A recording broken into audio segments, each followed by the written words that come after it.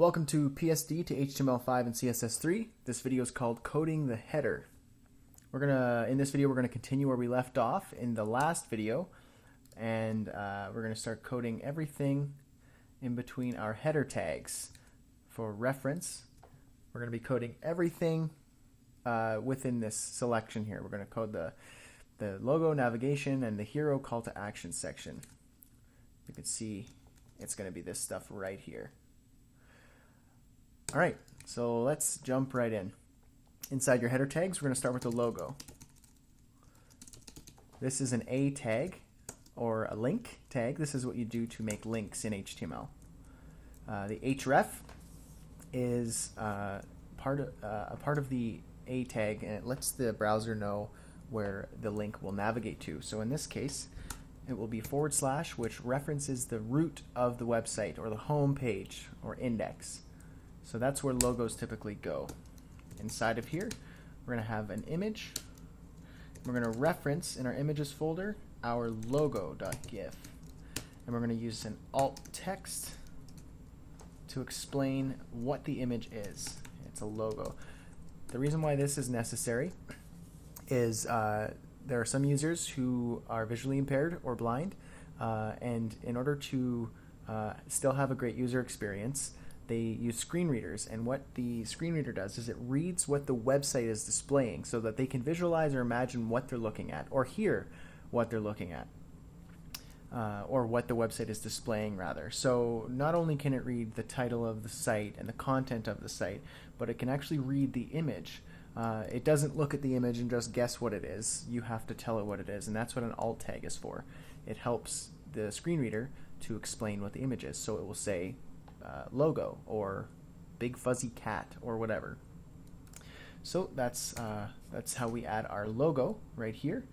We're going to add a couple more things to the A tag. We're going to add a title and say return to home. And what title is going to do is it's going to add a tooltip to the link. So when we hover over it, we can see it says return to home. It just gives a little bit of direction. And we're also going to add an ID to the A tag. We're going to give the ID of logo. So that's our logo. Up next is our nav, or navigation. So we're going to use an HTML5 tag called nav, which is nice. Inside of that, we have an unordered list. An unordered list has child elements called list items, or LI tags. Inside the LI, we're going to have more links because these guys are links. So let's leave the href empty because it's not going to navigate anywhere right now. And the first nav item, I believe, is services. About. It's about. So let's copy that, paste it 2 more times. That saves us on typing. The next one is services, and the last one is contact. Save that, have a look. There it is. There's our unordered list with our links. All right, so up next we have our hero section, I believe. Yeah. I think I deleted this. I'm just going to re-added it. In the previous video, I already had this added in there, but in between videos, I must have deleted it. So let's just re-add this. If you have it already in your HTML, you can just wait for me to code this up. If not, you can add this again.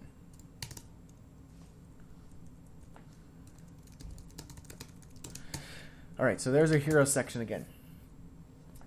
Our hero section is going to have, it's going to be this section right here.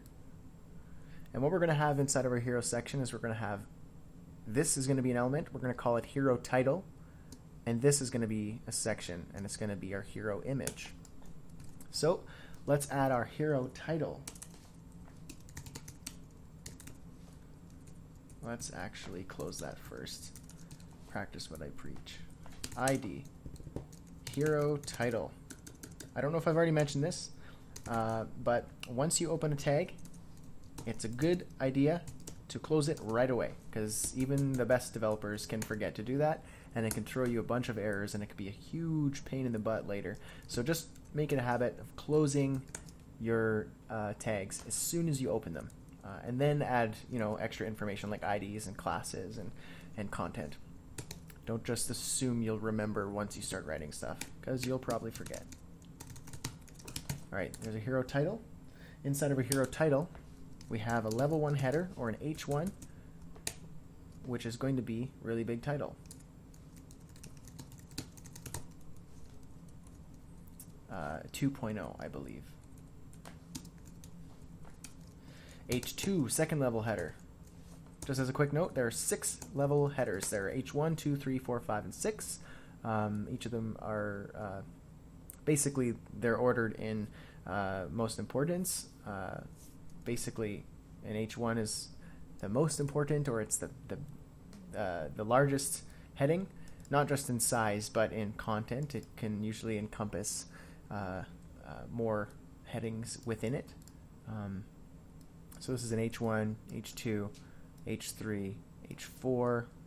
So you can see like kind of the way that you would write it is you want to see a clear, if I disable the styles here, you want to see a clear semantics here. Whoops. You want to see this is an H1, H2, they get smaller, there's an H3.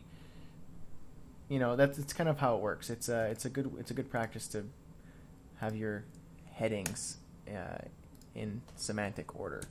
So we have an H2, which says simple yet engaging and descriptive subtitles. So simple yet engaging and descriptive subtitle. All right, there we are. And up next, let's just double check that we have that in there. There it is.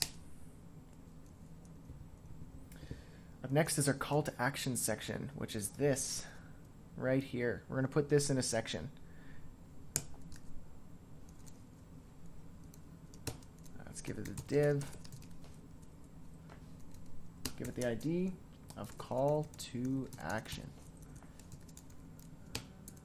And call to action. Inside there, we're going to have 2 links.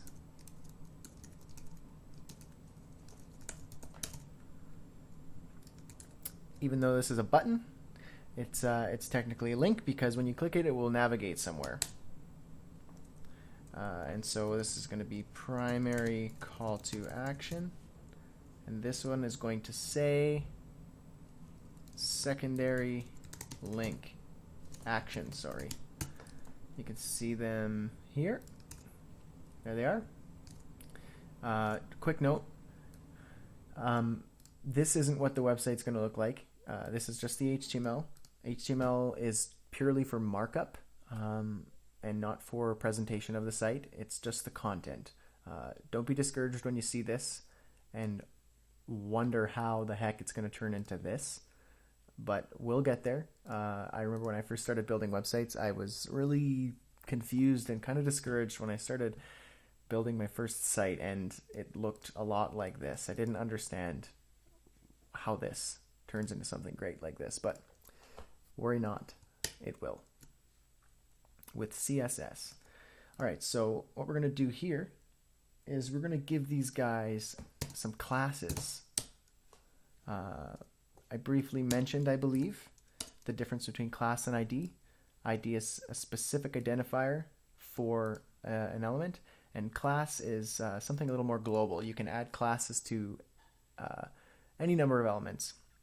And what we're going to do here is we're going to give it the class of button, or BTN. And this is just made up. I just made this class up. It could be anything.